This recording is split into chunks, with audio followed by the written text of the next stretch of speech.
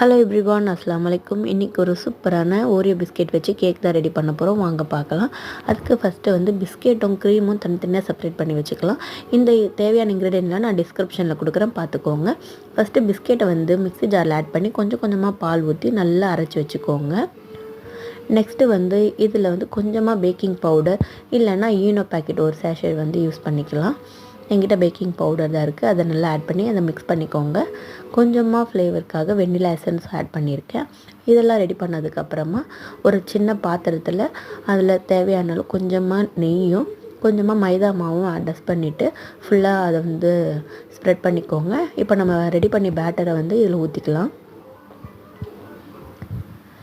நான் வந்து இப்போ குக்கரில் தான் செய்ய போகிறேன். உங்கள்கிட்ட ஓடிஜி மைக்ரோவேவ் இருந்தால் அதுலேயும் நீங்கள் ட்ரை பண்ணலாம். குக்கர்லேயும் சூப்பராக வந்துருந்தது.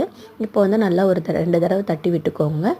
அவ்வளோதான். இப்போ நான் 10 மினிட்ஸ் வந்து குக்கரை ப்ரீ ஹீட் பண்ணி வச்சுருக்கேன். அதில் ஒரு ஸ்டாண்டை போட்டுட்டு இப்போ நம்ம ரெடி பண்ணி வச்சுருந்த பேட்டரை அது உள்ளே வச்சுக்கலாம். இதில் வந்து விசிலும் இல்லாமல் கேஸ்கெட்டும் ரிமூவ் பண்ணிவிட்டு இதை மட்டுமே ஜஸ்ட்டு ஒரு 30 to 45 மினிட்ஸ் வந்து வேக விட்டுடலாம். நெக்ஸ்ட்டு வந்து க்ரீம் ரெடி பண்ணிக்கலாம். அதுக்கு வந்து கொஞ்சமாக சுகரும் கொக்கோ பவுடரும் தண்ணியில் மிக்ஸ் பண்ணிவிட்டு அதை நல்லா வந்து திக்காக வர வரைக்கும் நம்ம அடுப்பில் வச்சு நம்ம அந்த ஒரு க்ரீம் மாதிரி ரெடி பண்ணி வச்சுருக்கலாம். அவ்வளோதான். சூப்பராக இப்போ வந்து நமக்கு கேக் ரெடி ஆகிடுச்சு. அது ரெடி ஆகிடுச்சான்னு பார்க்க ஒரு டூத் பிக் வச்சு நீங்கள் பாருங்கள். கேக் இப்போ ரெடி ஆகிடுச்சு. நான் அதை 2 பார்ட்டாக நம்ம கட் பண்ணி வச்சுருக்கேன். அது நீங்கள் அப்படியே வேணும்னாலும் யூஸ் பண்ணிக்கலாம், நீங்கள் இல்லைனா கட் பண்ணி யூஸ் பண்ணிக்கலாம். நான் செஞ்சு வச்சுருக்கேன் இல்லையா, அந்த சிரப்பை வந்து உள்ளே ஊற்றிட்டு நீங்கள் வேணும்னா நீங்கள் அதெல்லாம் ஆட் பண்ணிக்கோங்க, இல்லைனா நீங்கள் அப்படியே கூட வச்சுக்கலாம். மேலே வந்து இதை ஃபுல்லாகவே அப்படியே ஊற்றிடலாம் அந்த க்ரீமை. அவ்வளோதாங்க. ரொம்ப ரொம்ப சிம்பிள் அண்ட் செம்ம டேஸ்ட்டாக இருக்கும். இப்போ நான் இந்த க்ரீம்லாம் வச்சுருக்கல, நான் சும்மா டெக்கரேஷனுக்காக இந்த மாதிரி ரவுண்டாக சுற்றி வச்சுருக்கேன்.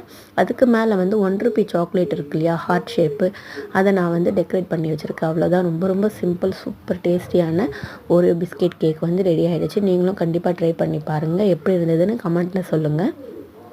நம்மளோட சேனலில் பார்த்துட்ருக்கவங்க சப்ஸ்கிரைப் பண்ணிவிட்டு பாருங்கள் அண்ட் லைக் பண்ணுங்கள், கமெண்ட் பண்ணுங்கள். தேங்க்யூ ஃபார் வாட்சிங். பாய்.